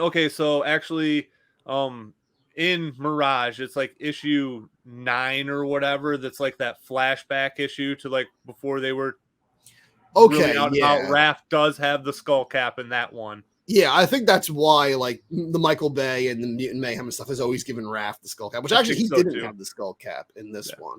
But the thing is, like, there's times where it looks like a skull cap, and then like Donnie had like I think Donnie and Mike, I want to say, had the skull cap in Next Mutation, and it doesn't. It just looks like pantyhose. Like it just looks like purple pantyhose with eyes cut in it, and they just tied them around his head. It's like probably the worst designs on here, possibly. So I think so as well. Okay, 2003. I think these are fucking fantastic designs for the Turtles, actually. So I like them, but I don't know what it is about the 2003. Like, I don't know. It almost seems like they were just trying a little too hard to make them cool to me. You know what I mean? Like, yeah. I just, especially after following up the 87 cartoon, like Turtles were kind of still just in a weird spot then. It was kind of their first comeback. I definitely don't think they're bad designs. I don't love them. I mean, I easily, for me, they would have been a B for sure. Okay, this might be the one we have. Argue them a little bit higher. This might be the one we have the most turbulence on so far. So when the show was new, I saw some of it, and then like I saw Turtles Forever, and I hated Turtles Forever. I was like, you shit all over my childhood. And for years, I was just saying that, like, like the 2003 cartoon, they were trying too hard to make it edgy and stuff. But as I watched it as I got older, I realized like what a masterpiece that show was, and how like it really is the best translation from the Mirage comics into a digestible children's version of those stories. And obviously there's some new stories thrown in there here and there, but I really like the art style. Like as I get older, I look at it like I when I saw it back in the day, I was like, oh, it's that blocky Ben 10 kind of crap. Ben 10 is exactly what it reminds me of. That's exactly what comes to mind when I think of it. And I mean, it was made by 4Kids, and 4Kids did a lot of those kinds of cartoons. And I don't know. I feel like we're not judging it based on the show. The show is fantastic, but we're just judging the designs. But they're kind of like the Return to New York Mirage designs. But to me, they blended in some of the 87 design to kind of fix what I didn't really like about those designs and give me something in between that I actually really like. And they kept the colorations from the toy line, which I like, which I've already said. They're probably the only animated show. I mean, Raph's a little darker than the toy was, and I think Don's a little more green than the toy was, but like I think they're the only iteration in animation of the Turtles to ever use the actual Playmates toy colors. Yeah, I don't know. They do all look the same. I do get that, but they have the white eyes. I love the white eyes. Yep. To me, that's probably my favorite part of the design, honestly. I guess that's the thing I like. I love the Playmates toy designs. These are the closest they've ever looked to the Playmates toy designs in an animated show. I think that's the reason why I like them. They're a little bigger, a little more Batman-y, and all a little more buffed up and like manly, bodied and all in the toys. But I really like these designs. I would because personally, I like the 87 cartoon designs better because those are my Turtles. Yep. I grew up with them. I will always love those designs. But personally, if I was going to put like how objectively I think they're the best, I would put them somewhere in A for me. But you're saying bottom B minus for you, right? So I definitely can't put them above the 87 Turtles. Like I just can't do it. They can go behind them. I'll allow that, but you want them A minus? Yeah, because again, I think I have a lot of bias towards them because again, it was just a hard follow-up from the 87 cartoon. I wasn't really feeling it when it happened at the time. I definitely do need to go back and watch it now. But I know we're just supposed to be objectively just talking about the art here, but even the action figures, like that's my least favorite of all the action figure lines probably as well, because the articulation was terrible. They were like all kind of pre-posed and they only moved at the shoulders and hips. And yeah, I don't know. Everything that was just like, I don't know. For me, it was just a big step backwards, but yeah. I don't think they're terrible. I just have, it's my own personal issues with this 2003 show. You're allowed to like the designs. That's why we're doing both of us. If it was just me, then, you know, it would just be me here. This one's good. This one's good. This one sucks. Okay. Good night, folks. That action figure line is actually getting really expensive. I actually was looking into it recently. Like, you know, I don't have any of the 2003 ones. Let me see what those go for. Like each one goes like if you get it new, it's like at least like $50 and stuff. They're getting really expensive. Like if you buy those all now, those might be worth a lot in like 5 years. But yeah, because again, that generation after us is going to be Although that generation loved that show, but nowhere near as much as our generation loved our show. No, so, there's just a lot of other options. You know what I mean? So in the 90s, Turtles was it. Like you like Turtles or you sucked. Yeah, this show was going up against Justice League Unlimited and Teen Titans and Samurai Jack and all this stuff. So yeah, so okay, I'll accept an A- because I do like the 87 designs better. So I'll accept that A-. But I think objectively, those are some of the best turtle designs ever done. Okay, 2007 movie, TMNT. This is don't like these designs. I do not like them. Honestly, I don't think they're D bad. I mean, I would call them a low C, honestly, for me. I might put them there. They've grown on me. When the movie first came out and I saw the trailers, I was just like, ew, what the hell is that? That is not the Turtles. Those are horrible designs. But as I guess we've gotten like, you know, the Michael Bay one stuff. We got these crazy designs for the Turtles now. Then I go back and look at them. I'm like, oh, they're not as weird as I remembered them being. They are very skinny. They have like almost like frog legs. They're almost like amphibious looking. They look. I think they were trying to kind of make them like body wise look like the original Mirage Turtles, but they didn't quite commit to it. And it is, you know, old CG. So you get what you get. I think for the time, it still looks pretty good, that movie. I don't have too many complaints about the way it looks. Some of the textures are a little weird, but they look a lot better than the next ones. We'll get to the next one soon. I don't like their faces that much, though. There's something about their snout and their mouths, like that's what I don't like the least. They kind of look like Pepe to me. You know what I mean? Like the Pepe meme. That's what they remind me of. Oh God, I didn't think of that. Yeah. I see that they have like horse teeth. They have like these like weird, like their snouts get cut off. They're like flat, like someone just punched them in the face. Yeah. And then they have Mike's the worst. Mike has like these huge teeth, like just like he's like Gary Busey teeth. He's got these gigantic teeth, and his eyes again are like, you know, a time zone apart. And I think Donnie looks kind of bad. I think Leo and Raph look way better than Mike and Don. But I don't think they're that bad. I think they're kind of cool designs. They lend themselves to the action scenes really well. I'm okay with I'd put them in C as well, but personally I would put them above Image. But I think you made a good case for them going. Yeah, because the more we talk about them, the more I even feel D. So I feel like they have to be the lowest of the C's, honestly. I really don't like those designs. All right, there we go. Now time for me to piss off a lot of people. I fucking hate the 2012 designs. I love the show. Show's great. But those designs, no. I'm going to be straight up. I like the show as well. I like it when they go wide-eyed. They look cool. If they did that the whole time, it would probably bump them up a full letter grade for me. But I mean, I would definitely put them above the 2007 Turtles, but I think they're like a mid-tier C for me. I really don't like these designs. They have like cat eyes. They even have like cat paws. Their feet are like cat paws.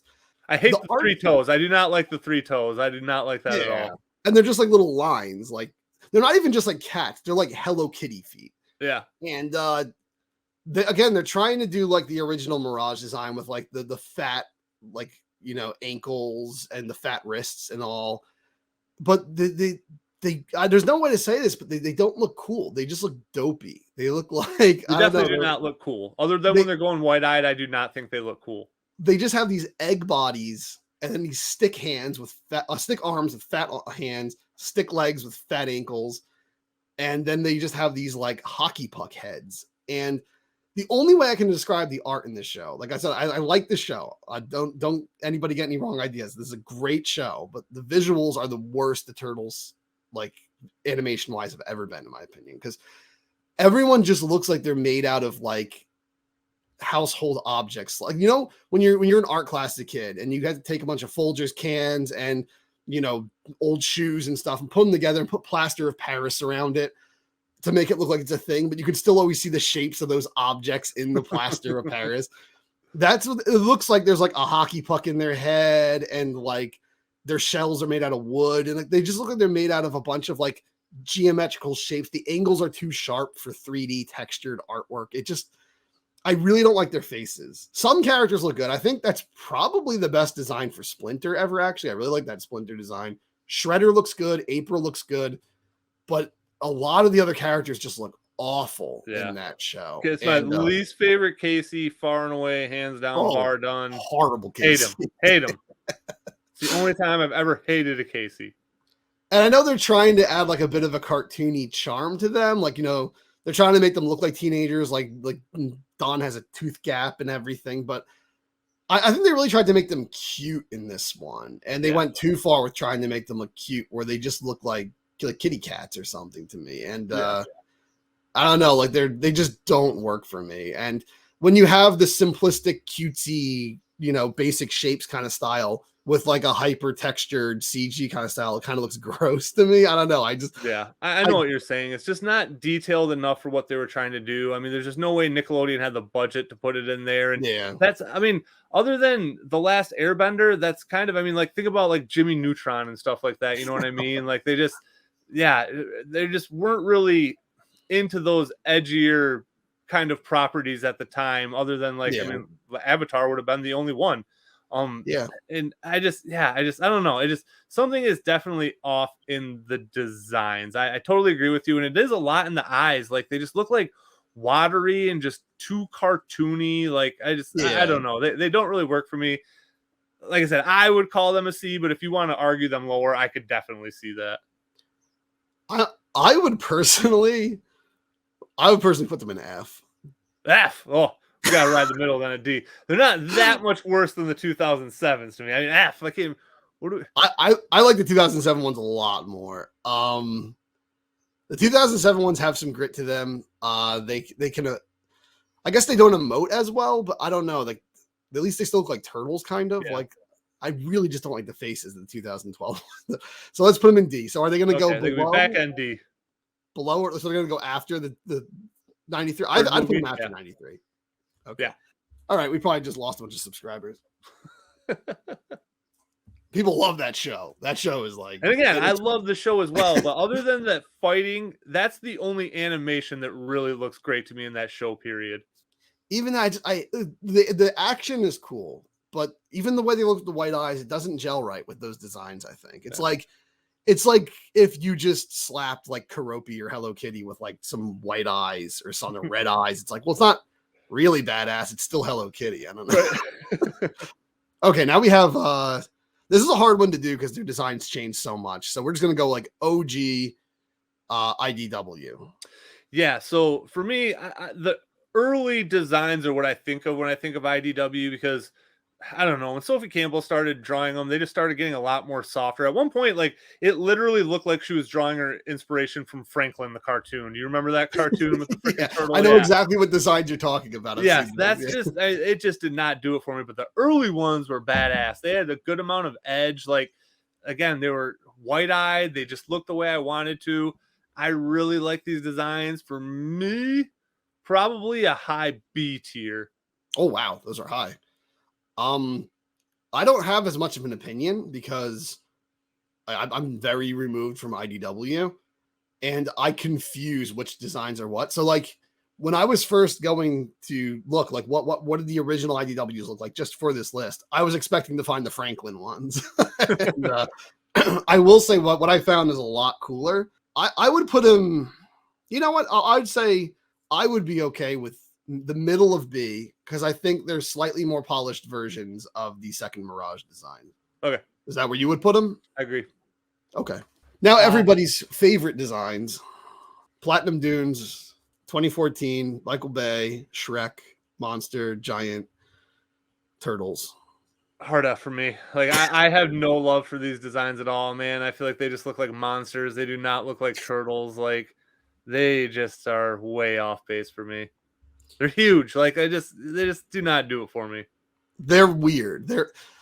They are. That's kind of how I feel about the Image Turtles, to be fair, though.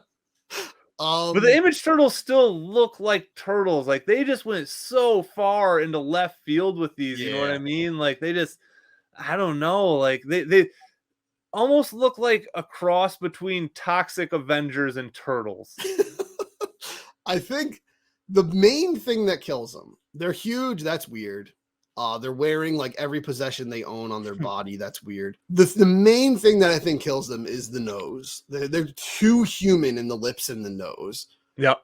And, there was an artist who edited the first shot of Leo when the movie was new. And they gave him like the mouth, like the old, action figures and stuff. And the design didn't look bad at all once he did that.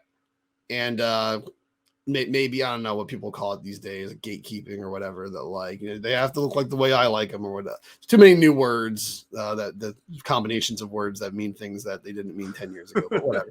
Personally, I get why they're bad. I don't think they're good. They're gross. They look like, and to not piss off that Shrek fan that I pissed off in the review videos. Shrek looks fine looking like Shrek, but turtles should not look like Shrek. They do look like Shrek. I can't bring myself to put them below the 2012 designs. I think they're way worse, man. Like I think they're better. I think they tried something new, and I can almost get where they're coming from with all the crazy shit they're wearing and like how they have like the whole closet on their back. They're trying to emulate the way the action figures looked, where they were very asymmetrical and packed with detail and stuff.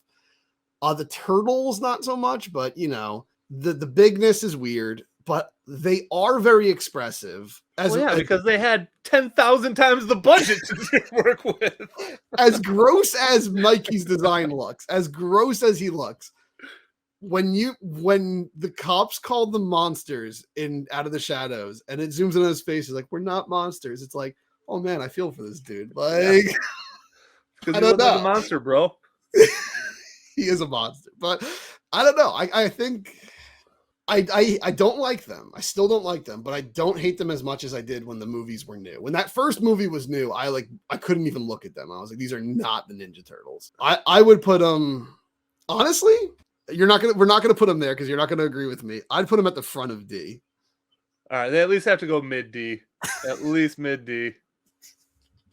If you want to argue late D, you can feel free. You can. I don't have that much passion in me to argue it to late D, but I mean they cannot be even the best of the D for me. As long as they're not the best of the D, I can live with that. All right, so we just lost. I just cost us some more followers. All right, Batman versus TMNT, the animated one. So this is a weird one because all the turtles look so different. You know what I mean? Like, if Donatello's head was just a little bit of a different shape, I feel like that's like he's the most odd looking one, but I really like the way Leo looks. Mikey looks pretty good, just smaller. And Raph's pretty big. He's a little bit bigger than I even like him. I'd probably call these like a hard C, honestly. I'd probably put him in there too because there's such a mixed bag. I think Leo looks fantastic. Yep. Leo looks. There's a clear tier list for me for them. Leo is by far the best. Mikey is not too far down. He looks really good actually. Raph is where it starts to get a little bad because he's just too big. He's just too big. He's got that big box chin. He's just got like Bruce Timm Batman chin, right? And then Donnie's terrible. Together they're not that bad, and like Leo and Mike look so good that especially Leo looks awesome. Shredder in there looks awesome also actually, but yeah, I'd say C. I would say I'd put them in the middle of C personally. Where would you put them? I gotta put them ahead of 2007, so I gotta put them in the middle there. Yeah, I agree. Okay. This is a weird one. Rise. These are the most drastically different animated designs. Yeah, I don't care for them at all, honestly. They're probably an really? F tier design for me. Oh, F? Wow. There's really nothing these do for me. And I understand that's because I'm a 36-year-old man, but these designs just don't do it for me at all. Like everything that I didn't like about the last Turtles we just talked about is like cranked up to 11. Like they're all such different sizes and shapes. Like it's just too much for me. This is going to be the most turbulent one. Okay. I like these designs. Really? Raph is a little too big. He doesn't need the bandage on his shell and stuff. They went a little crazy the details, but and I think that's what bothers me the most is that Raph's my least favorite and he's my favorite turtle. So I think that's what pisses me off the most, honestly. Mikey looks the best. I'll say Mike looks the best. Then Leo, probably then Leo, then actually maybe then Don, then Leo. I don't think Leo looks bad at all, honestly. I like Leo and I like Mikey, but I do not like Donnie because he kind of goes back to having that like pill-shaped head. Yeah. Yeah, I get what they're doing. He's the brainy one, so he has a big forehead. So there's supposed to be different types of turtles in this one. They're not actually blood brothers. So you have a box turtle for Mikey, a red-eared slider for Leo, a soft-shell turtle for Don, and a snapping turtle for Raph. Don doesn't look anything like a soft-shell turtle. They have like shrew banana noses if you see them in the wild. He's like the complete opposite. He's like all forehead. Yeah. Turtles don't even have foreheads. So so they don't really look like their respective designs. I can get what they're doing with the coloration of Leo to mimic a red-eared slider and stuff. I kind of like that they're so different, and I like the art style. It's not the art style I want for turtles, but I look at this show and it just makes me want to draw. Because it's like, it's so free and it's so edgy and fun and just like, I love the art style. And it has a bit of like a graffiti look or something, but it just has that like freeness, that flow to it, that like craziness to it that I just like. The colors pop so much. Mike is like neon orange against that dark jungle green skin. And it just looks really cool. He has the neon pink and blue on him and stuff. And I don't know. I think like they did what the Michael Bay designers were trying to do and succeeded, in my opinion, where they tried to make them all look different and they still look appealing to, obviously not to everybody because you don't like them. I like them. I think Don looks like a smart ass. You look at his face, you're like, what a freaking smart ass. And he is a smart ass in the show. And you can look at those characters and know their personalities as soon as you see them. Like I love the 87 show to death, and I like those designs way more than these. But if the opening song didn't tell you what their personalities were, you wouldn't know what the fuck their personalities were just by looking at them. Whereas like you look at the Rise characters and you know what they're like. You know, like for some reason in that one, you know, Leo is kind of like a cheeky bastard who thinks he's hot shit. And it's like, you can tell that by looking at him. Like, he's an arrogant bastard. You can tell Mikey's kind of like the fun-loving dreamer of the bunch. You can tell Don's the smart ass. You can tell Raph's like the meathead and stuff. And I don't know. You said F, right? I feel like you're pulling a lot of bias from the actual show in the animation, though. Like at first, I could understand where you're coming from with all the art angles and stuff like that, because I've watched the first episode and I definitely did not think it was terrible. I did not think it was the worst show I've ever seen, like a lot of people say. I'm going to give it a try sometime. And I do like the animation, honestly, because I kind of like that like anime-esque animation to begin with. Like with, yeah, I don't know. I don't hate the animation, but I don't know. Like I love the line work and stuff. I definitely don't dislike them as much as the Bay Turtles. I would put them higher than the Bay Turtles for sure. Okay, so they're at least going in D tier. For me personally, they'd be probably at the end of B, but I know you're not going to. So I feel like putting them in the C would be about fair then, because again, they're probably not as terrible as I like of all the F tier ones. So honestly, maybe they were a D for me to begin with, because I really dislike everything that I suggested for F tier, and I don't hate these designs. I just have zero attachment to them, and it's probably the ones that I'm the least familiar with in general, honestly. So you want to say front of D or end of C? I think they can go end of C. I would fight for end of C. So for how high you have them, I feel like they got to be up there a little bit. So, all right. I feel like you made a passionate argument. Last Ronin. They're very similar, actually, I think, to the image designs. I just like the Last Ronin ones better. So, because it's kind of a mixed bag, because when it shows the flash, so like, again, we've already spoiled a ton of shit. So, like, when Mikey is the last Ronin, like, his mutation is kind of out of control. So, he does keep growing and he is getting more jacked. But when it goes back to the flashbacks, they're a little bit more normal. I mean, I'm not even normal size. They're definitely, I understand what you're saying. They are a more jacked version of the turtles. Yeah. But I really do like these designs. For me, they're probably a hard B. Hard B? I would I would easily put them at the end of B because I would put them just above Image. So I would put them just above Image as well. Okay, because I think they're very close to the Image designs. I just think they're not. Because for me, I think they'd even be one step higher. I think they'd be between the IDW and the Return to New York Turtles is kind of where I would put them. I'm okay with that. Yeah, I think that's where they fit in. Yeah, I think they're kind of like I said, I think the Return to New York and the Image are already very similar. And I kind of think this is like the better version of the two. So I would it's the perfect marriage of the two. They're kind of like what the original Barrage and cartoon ones, what the toys were for that. This is what this is for those two styles. So. Yeah. And now we have Mutant Mayhem, the most recent designs. So if we put it in F tier, we'd have a perfectly symmetrical list right now. So OCD is telling me to put these guys F tier, but I honestly don't hate the designs. Yeah. And the more I see the animation, the more it kind of makes me like the designs a little bit. Like they're growing on me. I feel like when you just look at them statically before like we saw the actual animation, I wasn't really feeling them that hard. I probably would have had them a hard D, but after seeing them move and in that like choppy style animation, I would probably make them a low tier to mid tier C.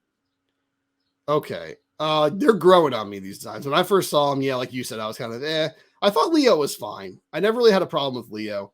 Mikey was the one that was bothering me the most at first with that big head. Yeah, he's just the one that does not set right with me at all. Like that noggin, I don't know, man. Yeah, he looks better when he's moving, but yeah, it's still just weird. I don't know what that is. He has like a hoagie for a head.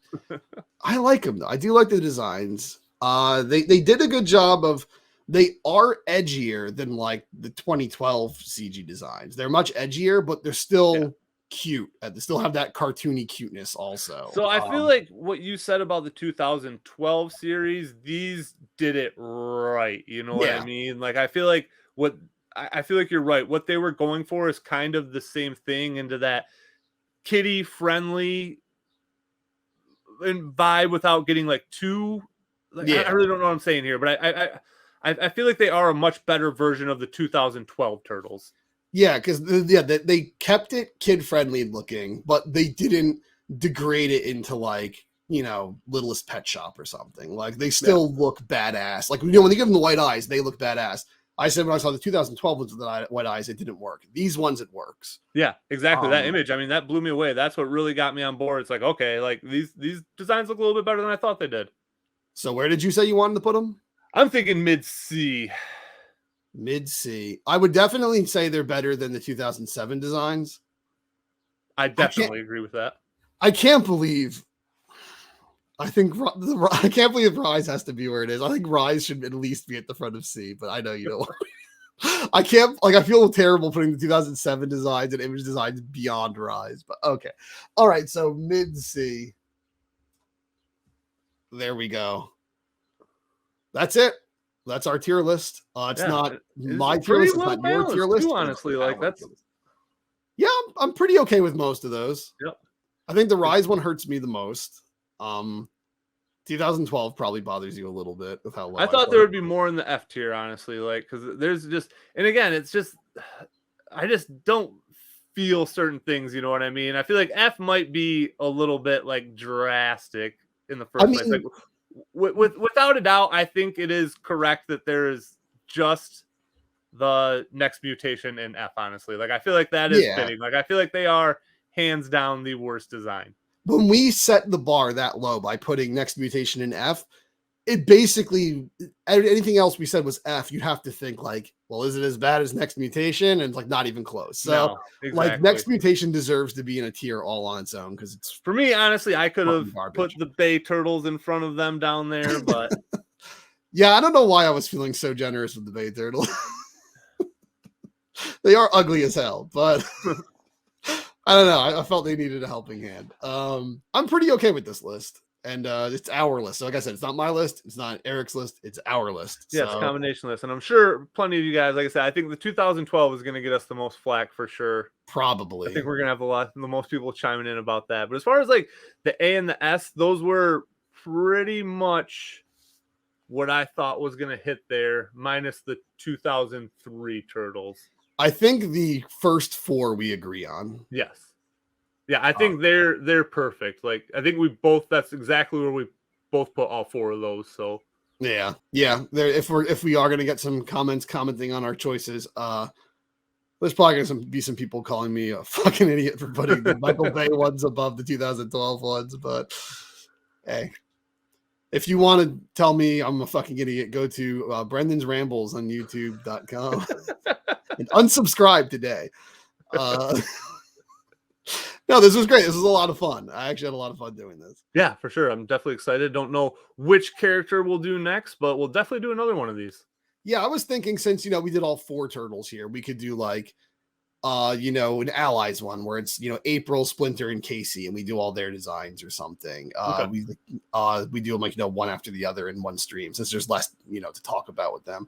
Then we could do a Foot Clan one where we do like, Shredder, Bebop, and Rocksteady, or maybe Krang. Yeah. I don't know, but just do stuff like that maybe. So yeah, obviously not next time, but at some point in the future we'll come back to these and do ones like this. So yeah, something a little fun, a little different to do. So yeah, all right, so let us know what you guys think. Tell us how stupid we are, and that's all we got for you this week. All right, guys. All Bye. right, later. Peace.